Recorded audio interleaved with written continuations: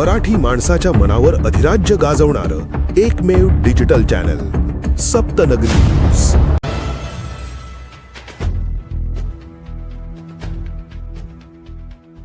विदेशी दारूची अवैध वाहतूक करणाऱ्या कंटेनर जप्त।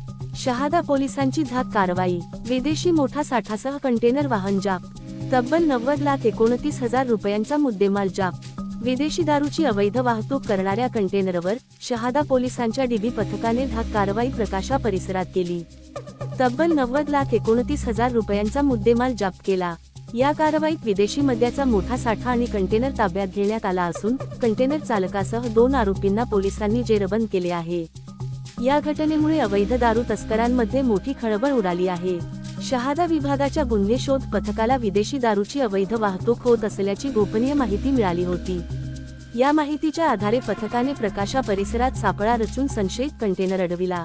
कंटेनरची कसून तपासणी केली असता त्यामध्ये मोठ्या प्रमाणात विदेशी मद्याचा साठा आढळून आला।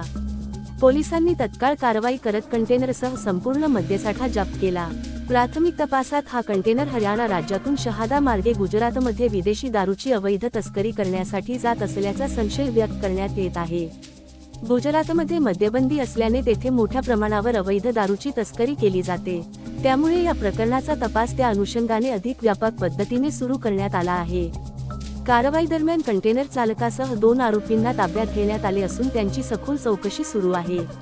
या प्रकरणामागील मुख्य सूत्रधार कोण आहेत, दारूचा साठा नेमका कुठून आणला गेला आणि तो गुजरातमधील कोणत्या ठिकाणी पोहोचविण्यात येणार होता, याचा शोध पोलीस घेत आहेत। ही उल्लेखनीय कारवाई जिल्हा पोलीस अधीक्षक अश्विनी सानप यांच्या मार्गदर्शनाखाली शहादा पोलीस ठाण्याचे पोलीस निरीक्षक हेमंतकुमार पाटील यांच्या नेतृत्वात करण्यात आली। या पथकात एपीआय संदीप वाघ, एएसआय चंद्रकांत देसले, पोलीस हवालदार दीपक चौधरी तसेच पोलीस शिपाई भगवान सावळे आणि कपिल मंदिर यांनी सहभाग घेतला।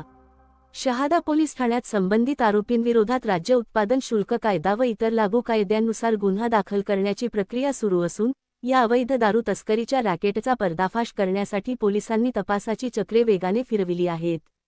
अवैध धंद्यांविरोधात पोलिसांनी उचललेल्या या धाक पावलाचे नागरिकांकडून स्वागत करण्यात येत आहे। सप्तनगरी